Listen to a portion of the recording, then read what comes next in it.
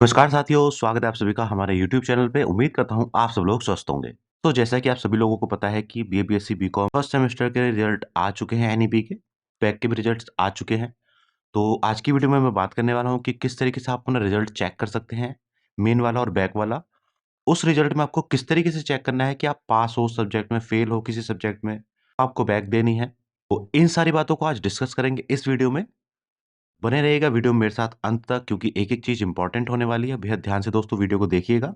Channel पर अगर आप नए हैं तो चैनल को सब्सक्राइब कर लें और बेल आइकन के बटन को दबा के ऑल पे सेट करना बिल्कुल ना भूलें, ताकि हमारी आगे आने वाली सभी वीडियोज़ की नोटिफ़िकेशन आपको मिलती रहे। चलिए दोस्तों, शुरू करते हैं बिना किसी देरी के। सबसे पहले दोस्तों मैं आपको बताऊँगा कि आप किस तरीके से अपना वेबसाइट पर रिज़ल्ट चेक कर सकते हैं। उसके लिए सबसे पहले आपको अपने मोबाइल फ़ोन या कंप्यूटर या जिस पर भी आप देख रहे हैं, वेब ब्राउज़र खोलना है और उस पर टाइप करना है, विश्वविद्यालय की रिजल्ट वाली वेबसाइट है CCSU results.com। ये सीसीएस की वेबसाइट है रिजल्ट्स वाली। इसको जैसे ही आप ओपन करेंगे तो कुछ इस तरीके से दोस्तों एक वेबसाइट आपके पास खुलकर आएगी। और जो सेमेस्टर के रिजल्ट हैं वो आप सबसे ऊपर वाली जो ये टैब बनी हुई है, इसके थ्रू आप देख सकते हैं यहाँ पर। इसके अलावा जो एनुअल वाले रिजल्ट हैं वो जो नीचे वाली टैब है उससे देख सकते हैं। तो हमें सेमेस्टर का रिजल्ट देखना है एनईपी का, तो हम ऊपर वाली टैब पर क्लिक करेंगे, करते ही ये वाली विंडो आपके पास खुलकर आ जाएगी। अब दोस्तों करना क्या है, जो ये फ़ील्ड दिया हुआ है एंटर योर रोल नंबर, यहाँ पर आपको अपना रोल नंबर डालना है। रोल नंबर में कोई भी अल्फ़ाबेट नहीं होना चाहिए। आर हो, पी हो, क्यू हो, पीजी हो, कुछ भी हो, ये आपको नहीं डालना है। केवल सिंपल आपको डिजिट्स डालने हैं और रोल नंबर यहाँ पर एंटर करना है। जैसे मैं किसी स्टूडेंट का रोल नंबर यहाँ पर डालता हूँ, रोल नंबर दोस्तों डाल दिया है यहाँ पर। इसके बाद यहाँ पर देखिए दोस्तों ये 2 ऑप्शन आ रहे हैं, view NAG result, back paper NEP.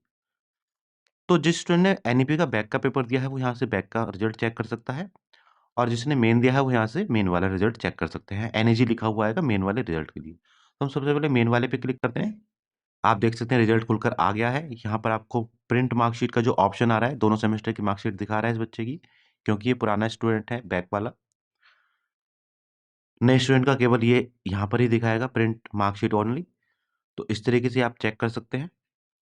मैं बात करूँ बैक के रिजल्ट की, तो यहाँ बैक पेपर पर क्लिक करेंगे तो बैक का रिजल्ट भी आपको इस तरीके से शो हो जाएगा। वेरिफिकेशन मैं आपको बाद में दूँगा अभी थोड़ी देर में, कि बैक का रिजल्ट आपको किस तरीके से इवैल्यूएट करना है, किस तरीके से जानना है कि किस तरीके से आपका बैक का रिजल्ट आया है और वो मार्कशीट में क्या इम्पैक्ट कर रहा है। तो मेरे साथ वीडियो में बने रहना है आपको अंत तक, और एक-एक चीज़ को आपको समझना है अच्छे से। क्रिया हमारा रिजल्ट चेक करने की कि किस तरीके से आप अपना रिजल्ट चेक कर सकते हैं। अब हम चलते हैं सीधा मार्कशीट पर और जानेंगे कि मार्कशीट में क्या-क्या चीज़ें होती हैं जो आपको देखनी है कि आप पास हैं, फेल हैं। चलिए किसी मार्कशीट पर चलते हैं। तो मैं बात करूँगा मार्क्स डिस्ट्रीब्यूशन की, कि मार्क्स आपके किस किस प्रकार से मिलते हैं मार्कशीट में और किस प्रकार से आपको जानना है कि आप पास हैं उसमें या फेल हैं। तो ये आप मार्कशीट देख रहे हैं किसी स्टूडेंट की सामने। दोस्तों मैं क्लियर कर दूँ आपको सबसे पहले, आपके सभी पेपर 100 नंबर के होते हैं और उसमें कितने मिनिमम मार्क्स होते हैं ये मैं आपको पहले बता दूँ। सबसे पहले मैं मेजर और माइनर की बात करूँगा। तो मेजर और माइनर में टोटल आपको 33 नंबर चाहिए 100 में से पास होने के लिए। लेकिन उसमें भी एक क्राइटेरिया होता है, वो आपको किस तरीके से जाँचना है वो मैं आपको बता देता हूँ। तो सबसे पहले मैं मेजर और माइनर की ही बात करूँगा। मेजर माइनर में देखिए दोस्तों, इस स्टूडेंट की मार्कशीट है और इसमें ये मेजर सब्जेक्ट है, ये मेजर सब्जेक्ट है, ये मेजर सब्जेक्ट है, ये इसका प्रैक्टिकल होगा और ये इसका माइनर सब्जेक्ट है। तो सबसे पहले मैं बात करूँगा, देखिए मिनिमम 33 नंबर यहाँ चाहिए, मेजर, मेजर, मेजर और ये माइनर, इसमें भी, ये रहा प्रैक्टिकल इसमें भी। अब 33 आपको किस तरीके से चाहिए, वो चीज़ को समझिएगा बेहद ध्यान से। देखिए आपके 100 नंबर के जो पेपर होता है उसके 2 पार्ट होते हैं। 75 नंबर का एक्सटर्नल और 25 नंबर का इंटरनल। ठीक है दोस्तों, इसको बड़ा कर देता हूँ मैं। तो जो ये 75 नंबर का एक्सटर्नल पेपर है, इसमें से आपको मिनिमम 25 मार्क्स चाहिए पास होने के लिए। अगर इसमें आपके 75 में से 25 नहीं आ रहे हैं, तो आप फेल हैं। बेशक टोटल आपके 40-45 कितने भी नंबर आ रहे हों, लेकिन अगर यहाँ 75 में से आपके 25 नहीं आ रहे हैं, तो आप उस सब्जेक्ट में फेल हो। तो इस स्टूडेंट के आप देख सकते हैं, ये एक्सटर्नल लिखा हुआ है, ये इंटरनल लिखा हुआ है, ये मिले हुए नंबर हैं बच्चे के। 75 में से इसके 28 यहाँ पर आ रहे हैं, 34 यहाँ पर आ रहे हैं, 33 यहाँ पर आ रहे हैं। और अब ये आ गया 25 नंबर का इंटरनल। इसके यहाँ इंटरनल में 25 में से 10 आ रहे हैं, 11 आ रहे हैं या 6 आ रहे हैं।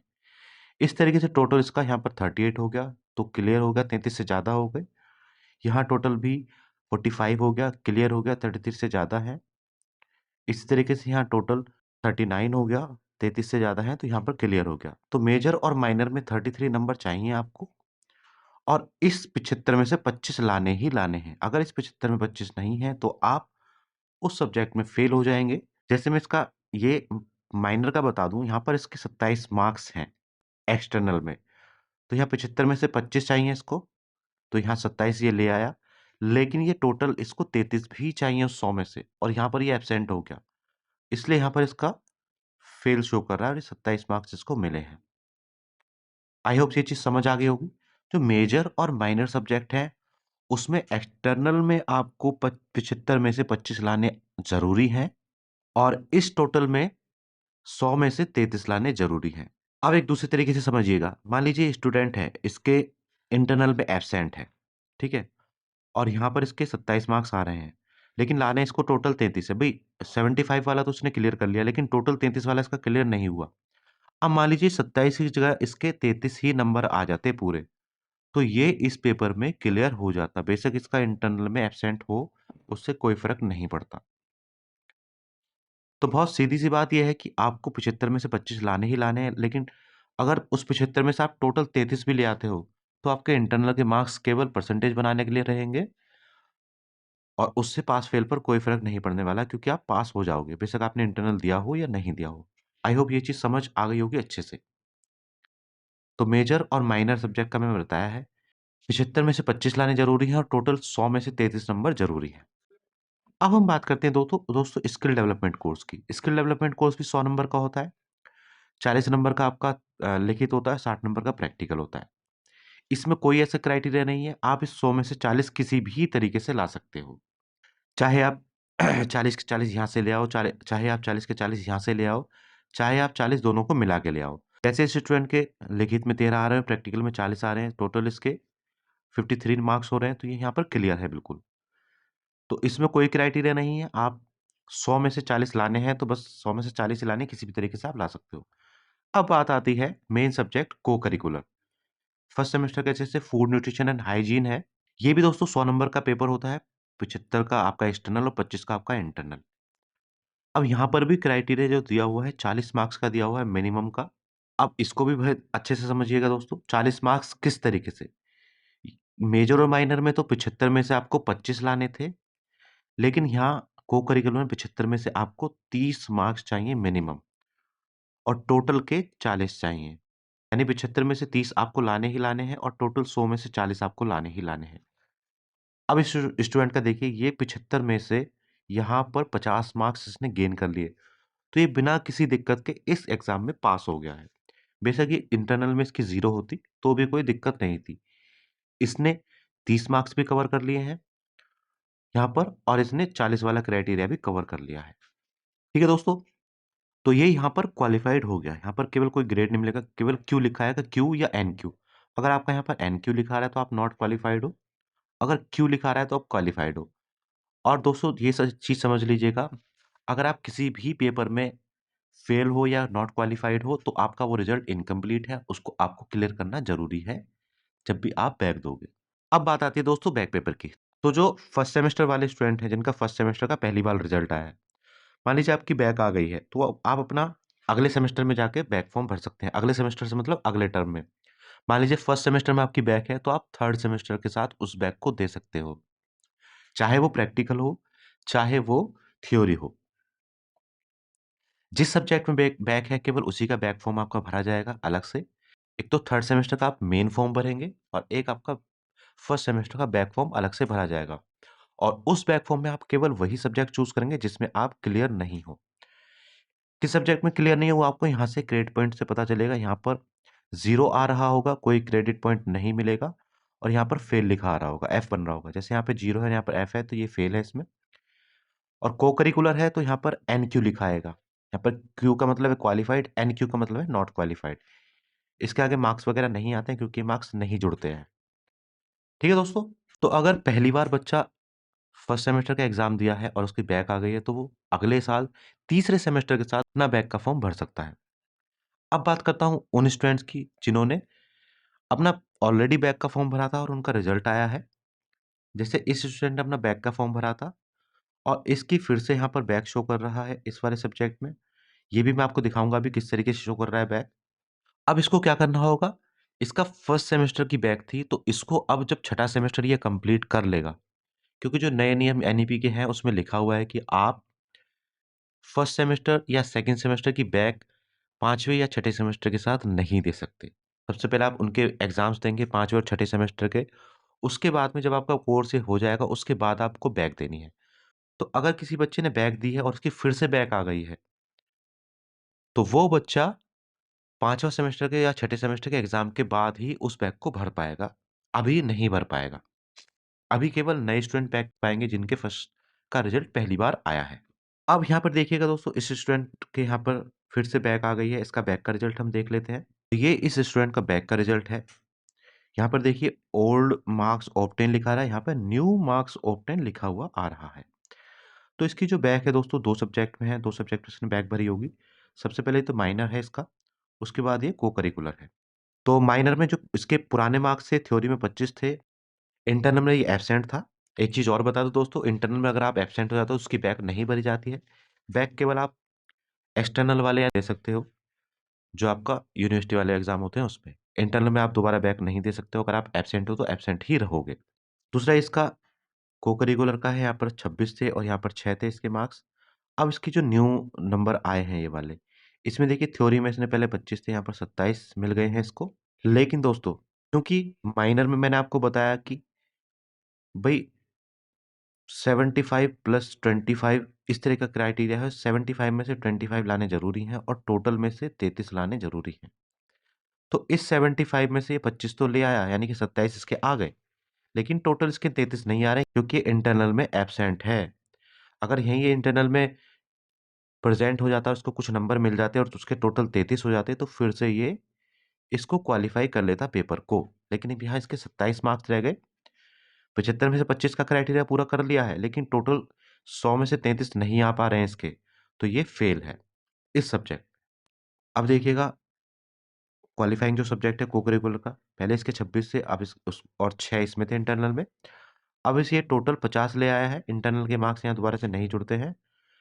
तो जो 50 यहाँ पर इसने कवर कर लिए हैं सीधा-सीधा, 75 में से को-करिकुलर में 30 चाहिए होते हैं। तो को-करिकुलर में 75 में से 30 चाहिए होते हैं, तो यहाँ पर इसने ईज़िली क्लियर कर लिए हैं और टोटल के 40 चाहिए होते हैं 100 में से, वो भी यहाँ पर ही कवर कर लिए हैं। और ये 6 नंबर इसके और मिल गए, तो इस तरीके से 56 मार्क्स इसके हो गए हैं।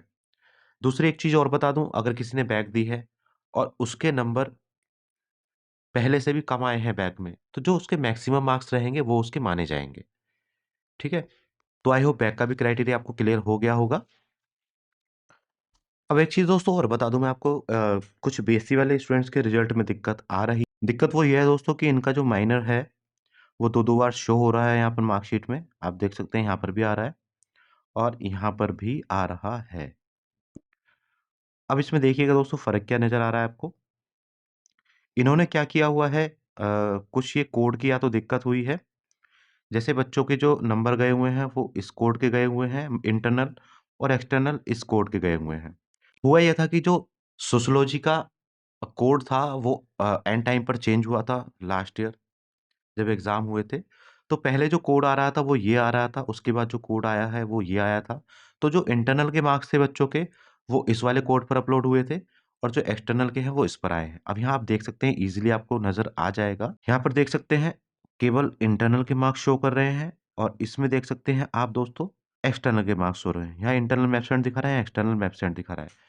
तो ये चीज़ को ख़ैर कॉलेज यूनिवर्सिटी से सही करा लेंगे, तो बच्चों को चिंता करने की ज़रूरत नहीं है। आप यहाँ से ही इसको क्लियर कर लीजिएगा। मान लीजिए आपके ये माइनर का पेपर है, 25 में से 75 चाहिए और टोटल 100 में से 33 चाहिए, तो ये जोड़ आप कर लीजिएगा। तो जो बच्चा मार्क्स अपने टैली कर रहा है, वो उस तरीके से यहाँ पर कर ले और ये जो एरर आ रही है इसी वजह से आ रही है कि सब्जेक्ट जो डबल-डबल आ रहा है। तो ये चीज़ ठीक हो जाएगी बेहद जल्द, कोई दिक्कत नहीं है, आपको चिंता करने की ज़रूरत नहीं है, मार्कशीट आपकी अपडेट हो जाएगी। ठीक है दोस्तों, तो आई होप रिजल्ट संबंधी सारी चीज़ें आपको समझ आ गई होंगी। किसी को अभी भी कुछ कन्फ्यूजन है तो कमेंट बॉक्स में कमेंट करके पूछ लीजिएगा। कोशिश करेंगे आपके सभी सवालों के जवाब देने की। तो आज की वीडियो में इतना ही, उम्मीद करता हूँ वीडियो आपको पसंद आई होगी। वीडियो अगर आपको पसंद आई हो तो लाइक एंड शेयर कर दीजिएगा और चैनल पर अगर आप नए हैं तो चैनल को सब्सक्राइब कर लें और बेल आइकन के बटन को दबा के ऑल पे सेट करना बिल्कुल ना भूलें, ताकि हमारी आगे आने वाली सभी वीडियोज़ की नोटिफ़िकेशन आपको मिलती रहे। मिलते हैं दोस्तों अगली वीडियो में, तब तक के लिए बाय बाय।